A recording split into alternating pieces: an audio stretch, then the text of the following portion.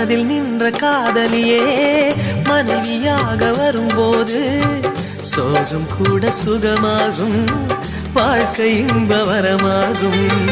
உன் வாழ்வில் செல்வங்கள் எல்லாம் ஒன்றாக சேர்ந்திட வேண்டும். பூவே உன் புன்னகை என்றும் சந்தோஷம் தந்திட வேண்டும். ஆசை காதல் கைகளில் சேர்ந்தால் வாழ்வே சொர்க்கம் ஆகுமே. ஆசை காதல் கைகளில் சேர்ந்தால் வாழ்வே சொர்க்கம் ஆகுமே.